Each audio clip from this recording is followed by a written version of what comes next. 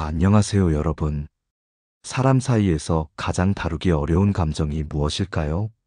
돈도 건강도 중요하지만 마음을 흔드는 건 결국 사람의 말과 표정이더라고요.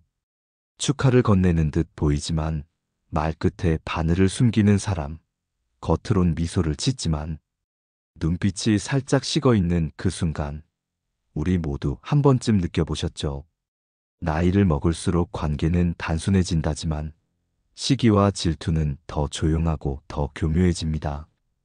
그래서 내 마음이 이유 없이 가라앉고 집에 돌아와서도 그 한마디가 머릿속을 맴돌 때가 있죠.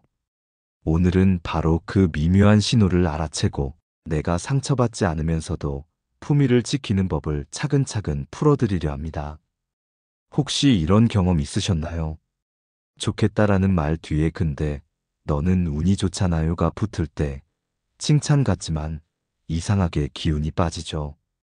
대단하네 하면서도 그래도 아직 멀었지요라는 덧말이 따라올 때 내 노력은 사라지고 비교만 남습니다.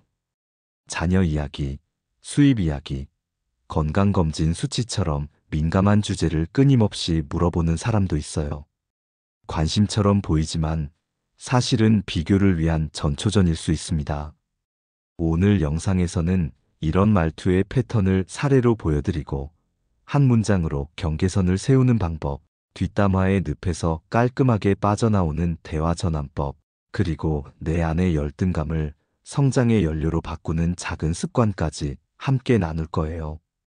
특히 우리 시니어 세대는 관계를 끊기보다 품고 가려는 마음이 크죠. 그래서 더 지치고 더 상처받기도 합니다. 하지만 관계를 지킨다는 건 모든 말을 다 받아들이는 게 아니라 나를 지키는 선을 분명히 긋는 일입니다. 예의 바르고 단호한 한 문장. 그 얘기는 가족하고만 나눕니다. 앞문만 열어둘게요. 뒷말은 사양합니다. 같은 문장은 마음을 지키는 든든한 울타리가 됩니다. 오늘 영상은 여러분이 당장 내일, 아니, 오늘 저녁 자리에서 바로 써먹을 수 있도록 준비했어요. 작은 말 습관이 내 하루의 온도를 바꾸고 그 온도가 내 남은 인생의 품위를 결정합니다. 이제 나를 질투하는 말투를 정확히 구분하고 감정의 파도 속에서도 중심을 지키는 법을 함께 배워볼까요? 이 영상을 시청하시기 전 구독과 좋아요로 저를 응원해주세요. 지금 바로 시작해보겠습니다. 사람이 나를 질투할 때 가장 먼저 나타나는 신호는 지나친 관심입니다. 겉으론 걱정과 응원처럼 들리지만 속을 들여다보면 비교와 경쟁의 마음이 숨어 있는 경우가 많아요. 예를 들어 이런 경우 있죠. 요즘은 좀 괜찮아요?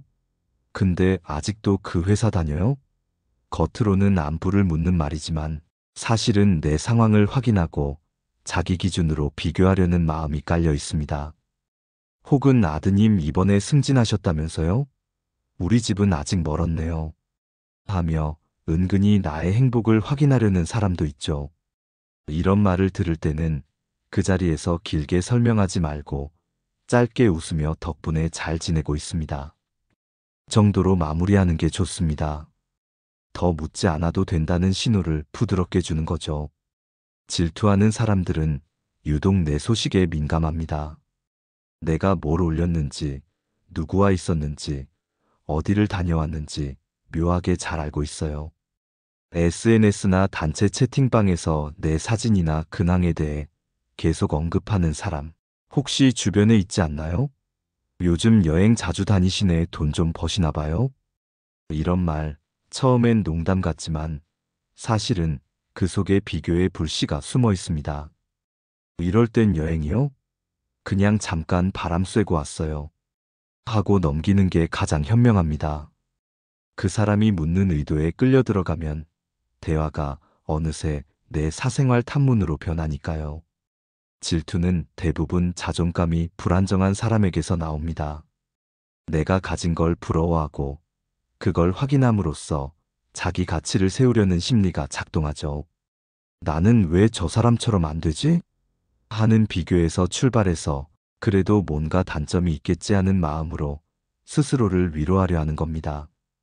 그래서 그들은 내 장점을 칭찬하면서도 동시에 살짝 흠을 잡습니다. 와, 살 많이 빠졌네요. 근데 얼굴이 좀 상했어요. 이런 식으로요. 여러분, 이런 말을 들을 때는 억울해하거나 맞받아치기보다 미소로 마무리하세요. 고맙습니다. 운동 열심히 했더니 그렇네요. 하고 단정하게 끊으면 됩니다. 상대의 말에 감정이 섞일수록 그 사람이 원하던 흔들림이 생기거든요. 나를 질투하는 사람의 관심은 진짜 관심이 아닙니다. 내 성취나 행복이 그들에게 불편한 자극이 되기 때문이죠. 그러니 너무 친절하게 해석하려고 하지 마세요. 그래도 날 신경 써주네라고 착각할 필요 없습니다. 그건 관심이 아니라 경계입니다. 상대는 내 이야기를 듣고 싶어 하는 게 아니라 나보다 나아지려는 근거를 찾고 싶어 하는 거예요. 그래서 우리는 이런 관계에서는 말보다 침묵이 더 강력한 방어가 됩니다. 이럴 때 가장 좋은 대처는 경계 있는 대화입니다. 즉, 말은 짧게, 태도는 단정하게. 그래요? 그랬군요. 그럴 수도 있죠. 같은 중립적인 표현을 사용하면 좋습니다. 감정이 섞이지 않은 단어는 불필요한 대화를 막고 내 평정심을 지켜줍니다. 그리고 가능하다면 대화의 주제를 나가 아니라 상대의 이야기로 돌려보세요. 요즘은 선생님은 어떠세요? 이렇게요. 그러면 그 사람의 시선이 자연스럽게 자기 안으로 향하면서 비교의 불씨가 조금은 잦아듭니다. 질투는 처음엔 작지만 그대로 두면 관계 전체를 삼켜버립니다. 그래서 초반부터 적절히 선을 긋는 게 정말 중요해요. 상대가 나를 파악하려는 질문을 던질 때마다 짧게 웃으며 단호하게 그건 아직 말씀드리기 어려워요. 그 부분은 그냥 넘어가죠. 이런 문장 하나면 충분합니다. 친절하게 다 설명해 줄 필요 없어요. 내 마음의 평화를 지키는 건 내 정보가 아니라 내 태도입니다. 이렇게 경계선을 세우는 법을 배우면 질투하는 사람 앞에서도 내 마음이 덜 흔들립니다. 결국 중요한 건 상대가 아니라 나의 중심을 잃지 않는 겁니다. 관계 속에서도 내 마음을 단단히 세우는 것, 그것이 첫 번째이자 가장 중요한 시작이죠. 다음 파트에서는 이런 사람들의 말 속에 숨은 미묘한 독, 즉 칭찬처럼 들리지만 나를 깎아내리는 말투를 정확히 구분하고 대처하는 방법을 알아보겠습니다. 겉으로는 분명 칭찬처럼 들리는데 듣고 나면 이상하게 기분이 가라앉는 말 한 번쯤 경험해 보셨죠? 바로 포장된 질투입니다. 이건 아주 교묘해서 듣는 사람조차 처음엔 좋은 말이라고 착각하게 만듭니다. 예를 들어 요즘 얼굴이 환해졌어요. 근데 너무 바빠서 피곤하지 않아요? 라거나 대단하네. 근데 너무 앞서 나가면 외롭지 않아요? 이런 말들요. 언뜻 보면 관심과 배려처럼 들리지만 속에는 당신이 잘 되는 게 내겐 불편하다는 감정이 숨어 있죠. 이런 사람들의 말은 칭찬을 가장한 비교, 격려를 가장한 견제라고 보시면 됩니다. 이런 말투를 쓰는 사람들의 공통점은 바로 균형을 무너뜨린 칭찬이에요. 나의 좋은 점을 언급하면서 동시에 흠을 찾아 붙입니다. 성격이 참 좋아요. 근데 일할 땐 너무 완벽주의 같아요. 옷이 참 잘 어울리네요. 근데 나이 들어서 이런 옷은 좀 어려운 거 아니에요? 이런 식으로요. 이때 대부분의 사람들은 억울함보다 스스로를 의심하게 됩니다. 내가 너무 나댄 건가? 내가 그 말을 들을 만큼 했나? 이렇게요. 여러분, 그 순간을 꼭 기억하셔야 합니다. 그건 내 잘못이 아니라 상대가 내 빛을 불편해하는 신호입니다. 이럴 때 가장 좋은 대응은 유쾌한 인정이에요. 아, 제가 완벽주의죠? 그래도 덕분에 실수는 적습니다. 나이 들었어도 뭐 좀 부릴 수 있죠. 이렇게 웃으며 받아치는 겁니다. 이렇게 하면 상대의 의도를 무너뜨리면서도 품위를 잃지 않게 됩니다. 핵심은 상대가 나를 깎아내리려는 시도에 절대 방어적으로 대응하지 않는 거예요. 당당하게, 밝게, 나를 인정하는 태도. 그것이 최고의 방어이자 가장 세련된 복수입니다. 또 하나, 질투하는 사람들은 잘된 일엔 박수를 치는 척하면서도 말 끝에 꼭 하지만을 붙입니다. 승진하셨다면서요. 대단하네요.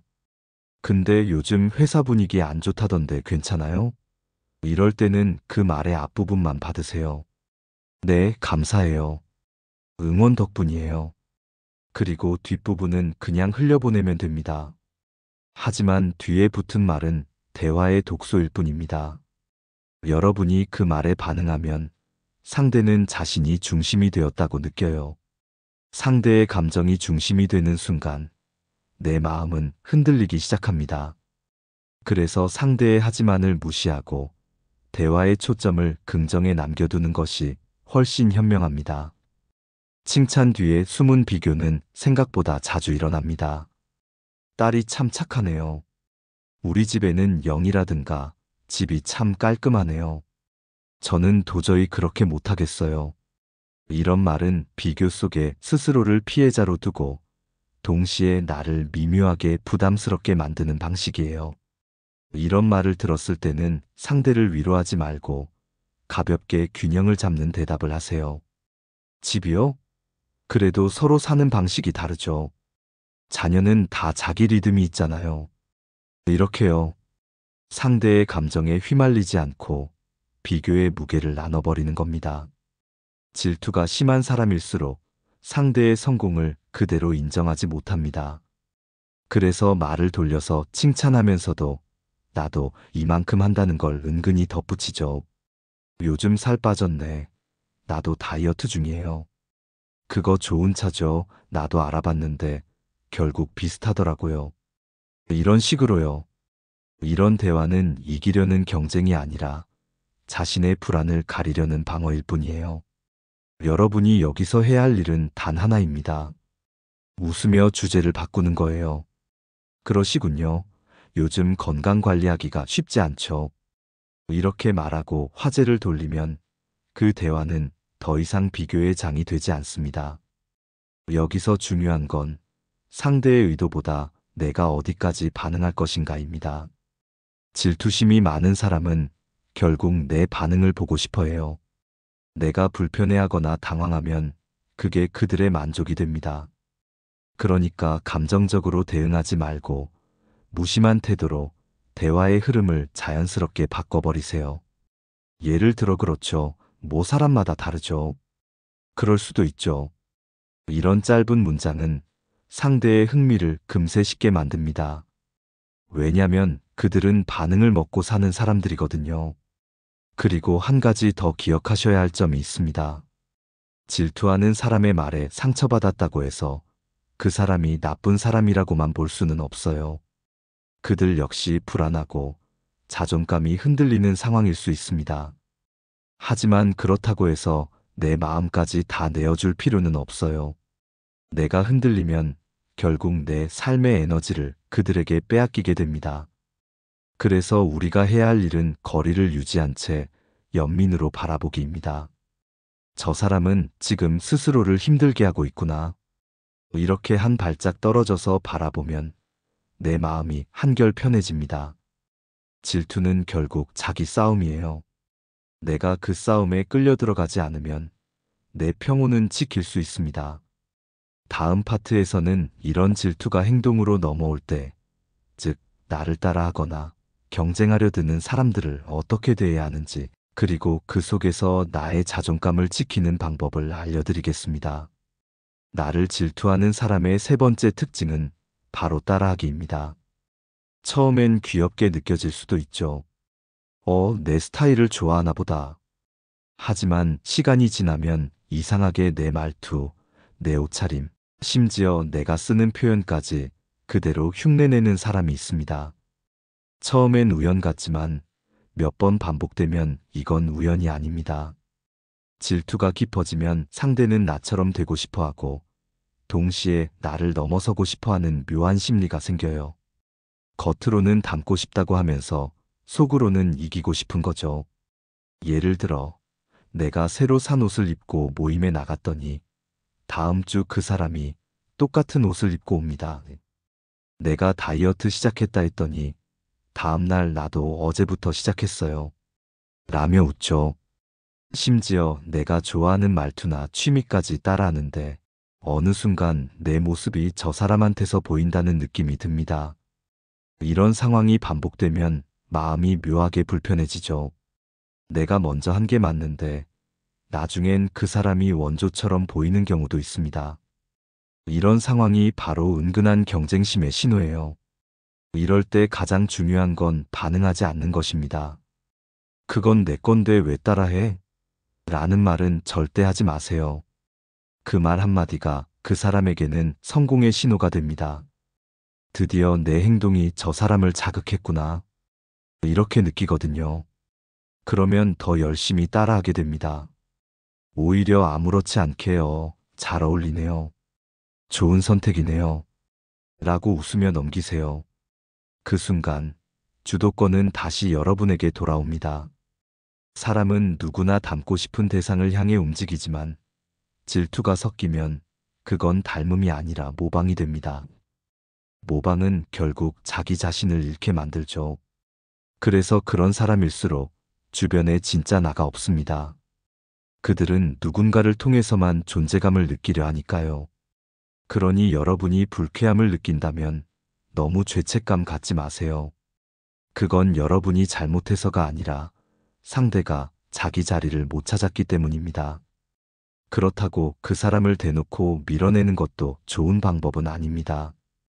관계를 완전히 끊어버리면 오히려 더 극단적인 경쟁심을 자극할 수도 있거든요.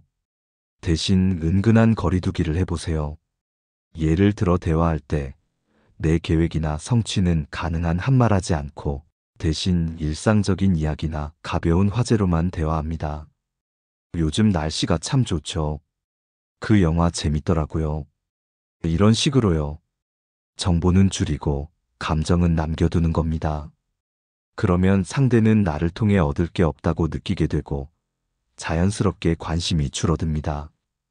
또 하나 중요한 건 내 중심을 강화하는 것이에요.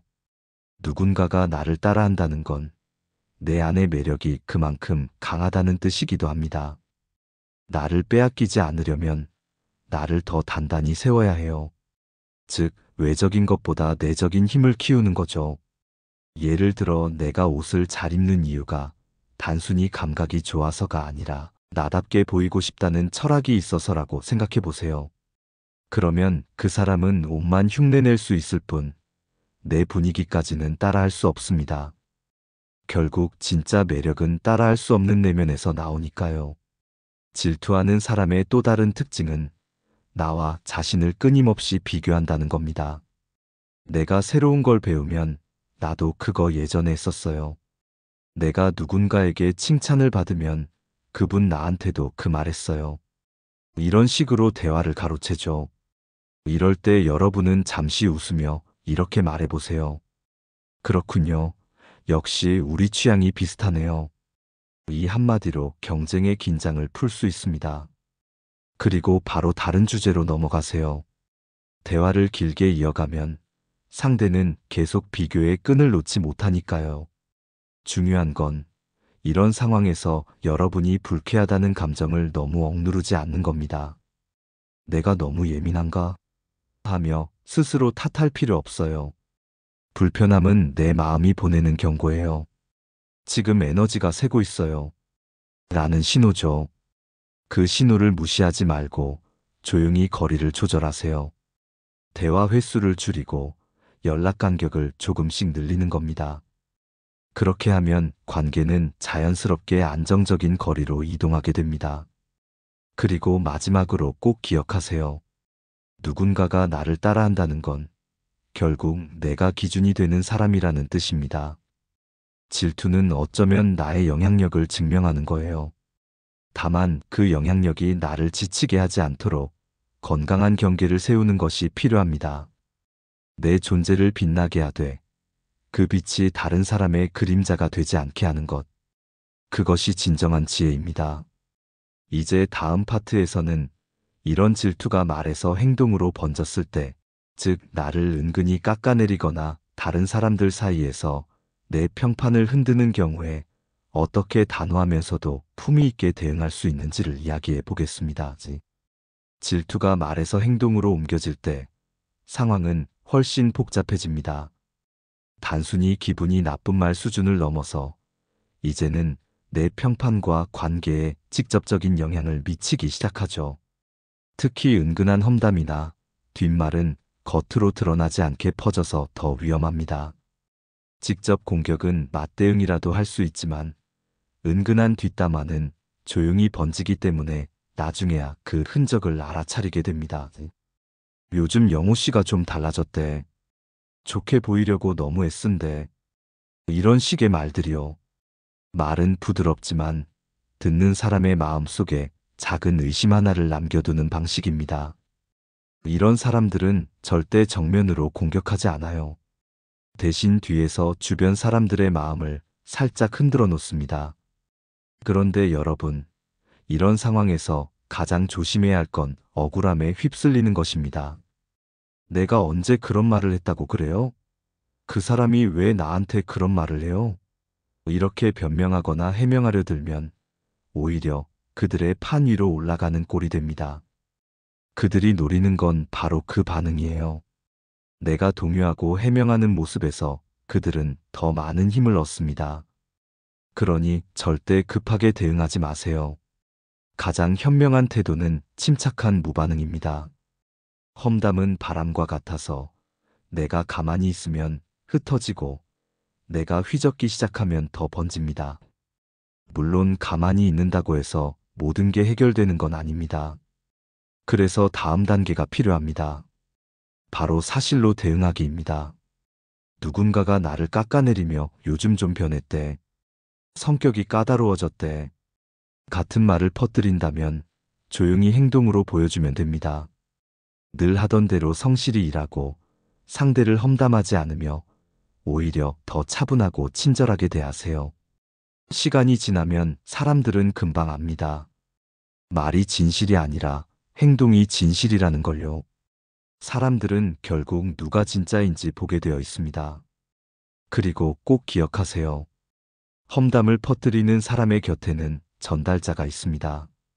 이들은 직접적으로 나를 공격하진 않지만 이야기를 퍼뜨려주는 역할을 하죠.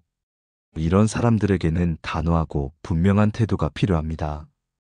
그 얘기는 나한테 하지 마세요. 그 사람 이야기는 그 사람 앞에서 해요. 짧고 명확하게 선을 긋는 겁니다. 처음엔 어색할 수도 있지만 한두 번만 이렇게 말하면 금세 효과가 나타납니다. 그 사람은 이 사람은 쉽게 끌려들지 않는다고 느끼게 되죠. 그러면 다시는 나를 이용하려 하지 않습니다. 또한 이런 상황일수록 내 편을 만들기보다 신뢰를 지키는 게 중요합니다. 뒷말을 듣고 바로 해명하려 하기보다 조용히 내 자리에서 신뢰를 쌓는 게 훨씬 강력한 대응이에요. 예를 들어 누군가 내 평판을 흔들고 있을 때 굳이 맞서 싸우기보다 묵묵히 내 일에 집중하고 도움을 요청하는 사람에게 성실히 응답하세요. 사람들은 시간이 지나면 느낍니다. 아, 그 사람이 말로만 떠드는 게 아니라 진짜 묵직하구나. 그렇게 되면 험담은 더 이상 통하지 않습니다. 그리고 절대 잊지 말아야 할 한 가지가 있습니다. 질투의 뿌리는 결국 불안이에요. 나를 깎아내려야 자신이 덜 초라하다고 느끼는 사람들, 그런 사람들에게 화를 내는 대신 마음속으로 이렇게 중얼러 보세요. 저 사람은 지금 자기 안의 어둠과 싸우고 있구나. 그 한마디만으로 내 감정이 훨씬 편안해집니다. 그들은 나를 미워하는 게 아니라 자기 안의 결핍을 미워하는 겁니다. 그 싸움에 내가 끌려 들어가지 않는 것, 그것이 진짜 강인함입니다. 또 이런 사람들은 종종 질투를 조장하는 기술을 씁니다. 직접 공격하지 않고 다른 사람을 부추기는 거죠. 요즘 김대리 너무 완벽하지 않아요? 이렇게 누군가를 칭찬하는 척하며 주변 사람들의 경쟁심을 자극합니다. 그럼 옆에서 그 사람은 좀 자기밖에 모르잖아요. 같은 말이 나오고 그 틈에 슬그머니 빠집니다. 아주 교묘하죠. 이럴 땐 절대 휘말리지 말고 그래도 그 사람 참 성실하더라고요 하고 단 한마디만 던지세요. 그 순간 분위기가 달라집니다.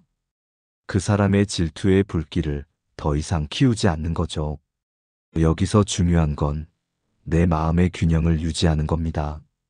아무리 억울해도 나의 언어가 거칠어지는 순간 사람들은 상황을 오해하기 시작합니다. 그래서 늘 품위 있는 단호함을 잃지 마세요. 말투는 부드럽게, 그러나 내용은 확실하게. 그런 이야기는 나누지 않는 게 좋겠어요. 저는 그분에 대해 나쁘게 말하고 싶지 않습니다. 이렇게요. 이건 상대를 꾸짖는 말이 아니라 나의 기준을 보여주는 말입니다. 결국 사람들은 단호하면서도 예의 있는 사람을 신뢰하게 됩니다. 질투가 말로 번지고 그 말이 사람 사이를 타고 흐를 때 내 평판을 지키는 가장 좋은 방법은 시간과 일관성입니다. 잠시 흔들릴 수는 있어도 꾸준히 바른 태도를 유지하면 결국 진실은 드러나게 되어 있습니다. 험담은 금방 잊히지만 품격은 오래 기억되거든요. 여러분이 침묵으로 대응할 때 그 침묵은 약함이 아니라 강함입니다. 말로는 흉내낼 수 없는 신뢰, 그건 시간이 만들어줍니다.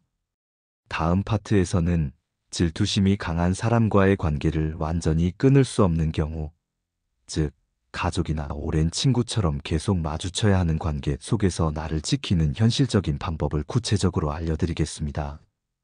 질투가 문제라는 걸 알아도 완전히 끊어낼 수 없는 관계들이 있습니다.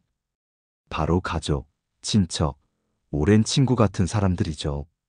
그래도 피를 나눈 사이인데, 수십 년 친구인데 이제 와서 멀어질 순 없지요. 이런 마음 때문에 결국 매번 상처받고 또 참게 됩니다. 이런 관계가 가장 어렵습니다. 피할 수도 없고 싸울 수도 없으니까요. 하지만 이럴수록 더 필요한 건 감정이 아닌 기준입니다. 감정으로 대하면 끌려가지만 기준으로 대하면 지킬 수 있습니다. 가족이나 친한 친구 사이의 질투는 대부분 비교에서 시작됩니다. 너는 참 운이 좋다. 우리 애는 왜 너네 애처럼 안 될까? 네 남편은 참 부지런하네. 이런 말들 속에는 부러움과 서운함이 뒤섞여 있죠. 그런데 우리는 이런 말을 들으면 대체로 미안해하거나 괜히 말을 낮춥니다. 아니에요. 우리도 별거 없어요. 이렇게요. 하지만 이런 식으로 대하면 오히려 비교의 구도가 더 깊어집니다. 왜냐면 그 사람은 이야기를 계속 꺼낼 수 있구나라는 신호로 받아들이기 때문이에요. 이럴 때는 균형 있는 인정이 필요합니다.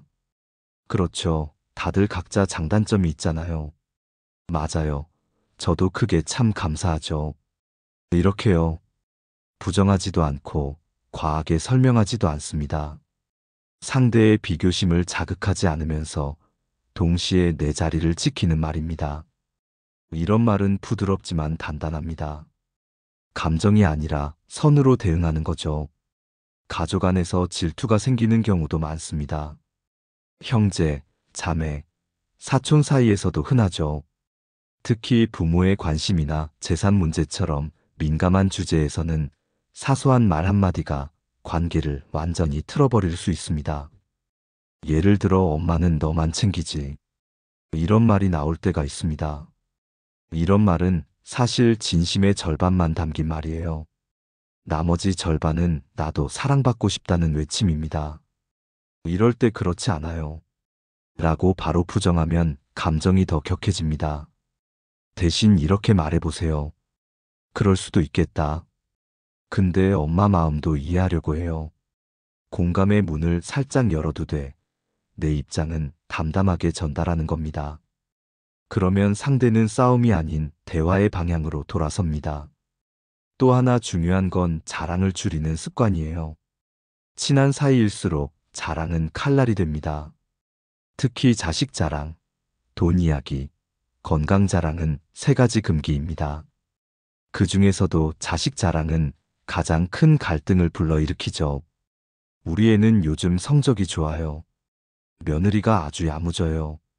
이런 말은 듣는 사람에게는 칭찬이 아니라 압박이 될 수 있습니다. 여러분이 진심으로 자랑하려는 게 아니라 그냥 기쁜 소식을 나누려는 거라도 상대는 비교의 불편함으로 받아들입니다. 그래서 자식 이야기나 재산 이야기보다는 요즘은 하루하루 감사해요. 그냥 건강하게 지내는 게 제일이죠. 이런 표현으로 마무리하는 게 좋습니다. 따뜻하고 편안하게 들리면서도 질투의 여지를 남기지 않습니다. 만약 이미 질투가 깊어져서 상대가 나를 자꾸 공격하거나 빈정대는 말을 한다면 그때는 감정이 아니라 선으로 대화해야 합니다. 그런 식으로 말씀하시면 제가 조금 힘들어요. 그 얘기는 지금은 안 하는 게 좋을 것 같아요. 이런 말 어렵지만 꼭 필요합니다. 처음엔 어색하지만 이런 경계의 말을 단 한 번이라도 꺼내면 다음부터 상대는 쉽게 넘보지 못합니다. 예의 있게 그러나 분명하게.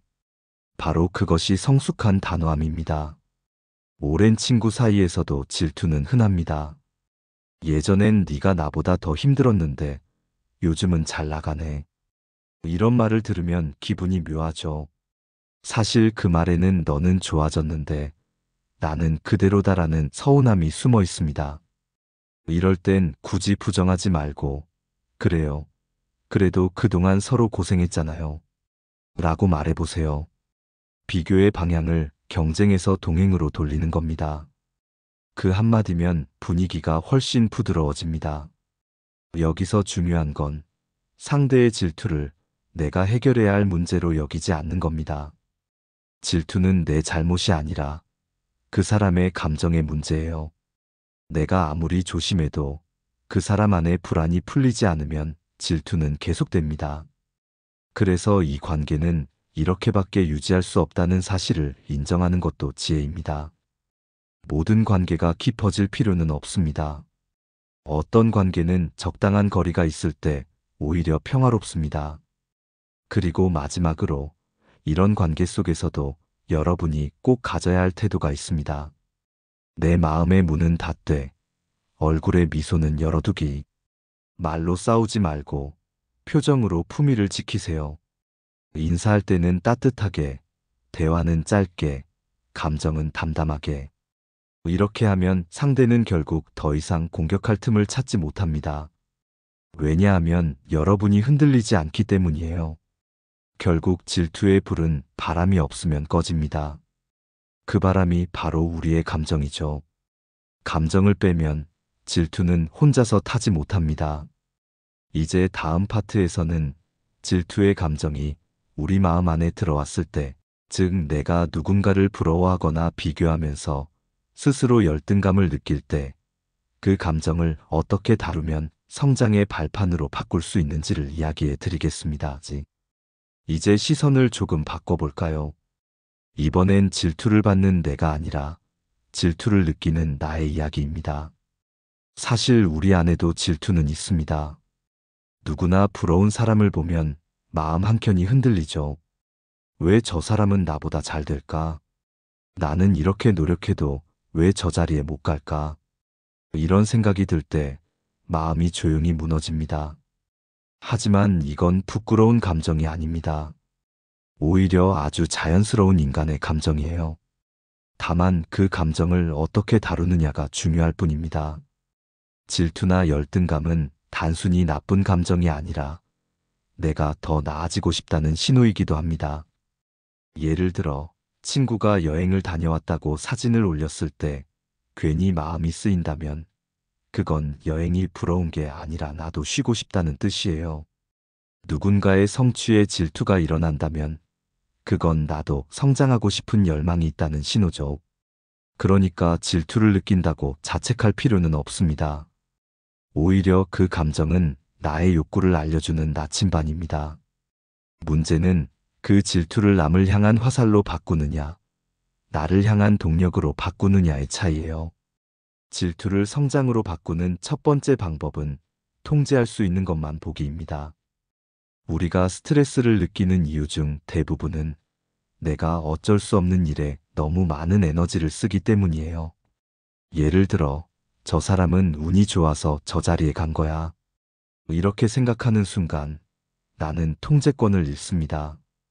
하지만 나는 지금 무엇을 바꿀 수 있을까? 라고 질문하면 마음의 중심이 다시 나로 돌아옵니다. 내가 당장 바꿀 수 있는 작은 행동부터 적어보세요. 하루 10분 공부하기, 사람들에게 먼저 인사하기, 몸을 조금 더 돌보기. 그렇게 하나씩 실천하다 보면 질투는 점점 사라지고 성취감이 대신 들어옵니다. 두 번째는 도전의 습관을 들이는 겁니다. 질투는 결국 멈춰 있는 나를 보며 생깁니다. 움직이지 않으면 비교가 더 크게 느껴지죠. 하지만 아주 작은 일이라도 스스로 도전해보면 내 시선이 달라집니다. 예를 들어 영어 공부를 하고 싶었다면 오늘은 10분만 하자. 운동을 미뤘다면 오늘은 5분만 스트레칭 하자. 이렇게요. 도전은 반드시 성공할 필요가 없습니다. 도전했다는 사실 자체가 자존감을 세워줍니다. 그리고 도전은 몰입을 부릅니다. 몰입할수록 비교할 틈이 줄어듭니다. 비교의 빈틈이 줄어드는 순간 질투는 설 자리를 잃습니다. 세 번째는 몰입할 수 있는 환경을 만드는 것이에요. 마음이 자꾸 흔들릴 때 그건 내가 집중할 곳이 없기 때문입니다.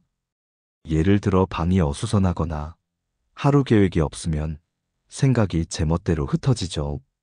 그래서 하루에 일정한 시간과 공간을 정해 놓으세요. 그 시간엔 오로지 나에게 집중하는 겁니다. 예를 들어 아침 8시 커피 한 잔을 마시며 일기 쓰기, 저녁 9시 조용히 명상하거나 산책하기. 이런 루틴이 쌓이면 마음이 점점 고요해지고 비교의 소음이 줄어듭니다. 결국 환경이 감정을 바꿉니다. 네 번째는 자기 칭찬의 습관입니다. 질투가 많은 사람일수록 자기 칭찬에 서툽니다. 늘 난 부족해. 난 왜 이렇게 안 되지? 이런 말을 스스로에게 하죠. 하지만 여러분, 내 안의 말투가 내 인생의 온도를 결정합니다. 그래도 오늘은 어제보다 나았어. 잘했다, 수고했어. 이 짧은 말 한마디가 자존감을 조금씩 회복시킵니다. 실제로 심리학 연구에서도 매일 밤 자기 자신에게 긍정적인 말을 3번만 해도 2주 만에 불안감이 눈에 띄게 줄어든다고 합니다. 스스로를 칭찬하는 건 절대 자만이 아닙니다. 자기 마음을 단단히 세워주는 일종의 심리적 근력 운동이에요. 다섯 번째는 열등감과 화해하는 태도입니다. 누구에게나 못난 부분이 있습니다. 그걸 인정하지 않으면 남의 장점이 내 결핍처럼 느껴집니다. 나는 왜 저 사람처럼 못하지? 가 아니라 저 사람은 저렇게 잘하네. 나는 이걸 잘하지. 로 바꾸세요. 나의 강점은 남의 약점보다 훨씬 소중합니다. 그리고 한 가지 더, 때로는 열등감이 나를 성장시키기도 한다는 사실을 기억하세요. 나는 아직 부족하니까 더 배우고 싶다. 라는 마음은 결국 발전의 씨앗이 됩니다. 그러니 열등감을 없애려 애쓰기보다 그 감정을 발전의 연료로 삼으세요. 마지막으로 비교의 기준을 바꾸는 것이 가장 중요합니다. 질투는 항상 타인과의 비교에서 생깁니다. 하지만 진짜 성장하는 사람들은 남과 비교하지 않습니다. 오직 어제의 나와 비교합니다. 오늘 한 발짝이라도 더 나아갔다면 그게 바로 성장입니다. 일시엠라도 전진했다면 그건 이미 승리입니다. 남보다 늦어도 괜찮아요. 삶은 경쟁이 아니라 여정이니까요. 결국 질투는 타인을 기준으로 할 때 커지고 자신을 기준으로 할 때 사라집니다. 혹시 오늘도 누군가의 성취를 보며 마음이 불편했나요? 그렇다면 이렇게 한번 바꿔보세요. 나는 왜 저 사람처럼 안 되지? 대신 나는 저 사람에게서 무엇을 배울 수 있을까? 라고요. 이 한 문장만 바꿔도 마음의 방향이 완전히 달라집니다. 질투는 비교의 감정이지만 성장으로 바꾸면 그것은 배움의 감정이 됩니다. 이제 다음 파트에서는 질투와 열등감을 완전히 이겨낸 사람들의 공통된 습관, 즉, 내면을 단단하게 만들고 품격 있게 살아가는 사람들의 태도에 대해 이야기해 드리겠습니다. 이제 마지막으로 질투와 비교의 세상을 현명하게 건너가는 사람들의 공통된 태도에 대해 이야기해 보겠습니다. 살다 보면 참 다양한 사람을 만나죠. 어떤 사람은 내게 에너지를 주고 어떤 사람은 이유 없이 기운을 빼앗습니다. 그런데 신기하게도 마음이 단단한 사람들은 어떤 상황에서도 흔들리지 않아요. 누가 잘 되든 누가 나보다 앞서든 그들은 그저 미소를 짓고 자기 길을 갑니다. 왜일까요? 바로 내 기준으로 사는 법을 알기 때문입니다. 이런 사람들의 첫 번째 습관은 비교하지 않는 평온함입니다. 그들은 세상에 완벽한 사람도 완벽한 인생도 없다는 걸 압니다. 그래서 저 사람은 나보다 잘 나간 애가 아니라 저 사람도 자기 길을 가는 중이겠지요. 라고 생각합니다. 타인의 삶을 질투의 대상으로 삼지 않고 인생의 한 페이지로 바라보는 겁니다. 비교를 멈추는 순간 마음의 소음이 줄어듭니다. 이 평온함이 바로 품격의 시작이에요. 두 번째 습관은 감사의 시선입니다. 질투는 부족함에서 피어나지만 감사는 충만함에서 자랍니다. 나는 왜 이 정도밖에 안 되지? 라고 생각하면 끝이 없지만 그래도 지금까지 잘 버텨왔어요. 라고 말하면 마음이 따뜻해집니다. 나이 들어서도 늘 감사할 줄 아는 사람은 얼굴에서도 빛이 납니다. 아침에 눈을 떴을 때 따뜻한 햇살 하나에도 오늘도 살아있네. 라고 미소 짓는 그 마음, 그게 바로 질투가 사라지는 순간입니다. 세 번째 습관은 말의 품격을 지키는 것입니다. 마음이 고운 사람은 절대 남의 말을 함부로 하지 않습니다. 질투심이 많은 사람일수록 말을 통해 상대를 깎아내리지만 성숙한 사람은 말을 통해 상대를 세워줍니다. 그 사람 덕분에 많이 배웠어요. 그분 참 성실하시더라고요. 이런 말 한마디는 나의 인격을 보여주는 거울입니다. 말은 결국 돌아옵니다. 다른 사람의 이름을 험하게 말하는 입은 언젠가 내 이름도 그렇게 다루게 되지요. 그래서 현명한 사람은 듣기보다 말하지 않는 선택을 합니다. 침묵 속에서도 품위가 묻어나는 이유가 바로 그거예요. 네 번째 습관은 거리두기의 용기입니다. 아무리 오래 알고 지낸 사람이라도 나를 자꾸 피곤하게 만들고 마음을 흐리게 한다면 거리를 두는 게 맞습니다. 거리는 싸움이 아닙니다. 서로에게 숨 쉴 틈을 주는 겁니다. 그 사람을 미워하지 않지만 더 이상 나를 상처 주게 두진 않겠다. 이건 이기적인 게 아니라 자기 보호이자 자기 존중이에요. 관계는 가까워야만 좋은 게 아닙니다. 적당한 거리가 있을 때 오히려 오래 갑니다. 마치 햇빛도 너무 가까우면 탈 수 있고 너무 멀면 시리듯이 말이죠.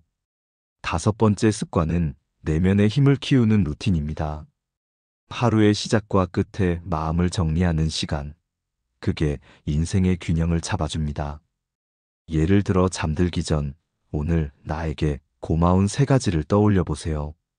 아주 사소한 것도 괜찮습니다. 따뜻한 커피를 마셨다. 친구의 안부 문자가 왔다. 이런 작고 평범한 것들이 삶을 지탱합니다. 꾸준히 이런 습관을 가지면 질투나 불안 같은 감정이 설 자리가 점점 줄어듭니다. 나의 기준이 외부가 아니라 내 안으로 돌아오니까요. 여섯 번째 습관은 내가 행복해질 자격을 인정하는 것입니다. 의외로 많은 사람들이 이 나이에 무슨 욕심이야. 나는 이미 늦었지. 하며 자기 행복을 제한합니다. 하지만 여러분, 행복은 나이가 아니라 태도의 문제입니다. 지금 이 순간 웃을 수 있다면 이미 행복한 거예요. 다른 사람의 시선을 신경 쓰지 말고 작은 기쁨을 스스로 허락하세요. 좋은 음식 한 끼, 좋아하는 노래 한 곡, 창문 너머 햇살 한 줄기에도 마음이 웃을 수 있다면 그건 이미 승리한 하루입니다. 그리고 마지막으로 7번째 습관은 나답게 사는 용기입니다. 남의 기준에 휘둘리지 않고 내 속도대로 걷는 용기죠. 누군가가 나를 질투하든 비웃든 내 길은 내가 정합니다.